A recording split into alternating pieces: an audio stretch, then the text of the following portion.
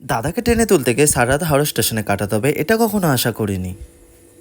তো হ্যালো বন্ধুরা, কেমন আছো? আশা করি ভালো আছো। তো আজকে চলেছি দাদাকে হাওড়া স্টেশনে তুলতে। দাদা কদিনের জন্য বাড়ি এসেছিলো, তারপরে আবার চলে যাচ্ছে ব্যাঙ্গালোর। তাই দাদাকে ছাড়তে যাচ্ছে। দেখতে দাদার আমি পাশে বসেছিলাম। দাদা কোন দেবীপুর থেকে হলো, আমি কোন্নগর থেকে উঠলাম।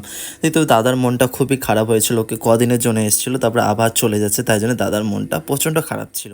হাওড়া স্টেশনে ঢুকতে ঢুকতে একটা মন খারাপের ব্যাপার চলে এলো। আমার দাদার ট্রেনটা 4.5 ঘন্টা লেট ছিল।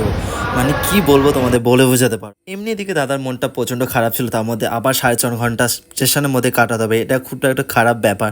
তারপর দেখছি আব্বু দুজনে আর আমি দাদা ভাই মিলে আমরা খেতে বসে পড়লাম। মা আমাদের জন্য রুটি আর তরকারি পাঠিয়েছিল। দেখতে পাচ্ছি সেটাই আমরা দাদা ভাই মিলে খাচ্ছিলাম।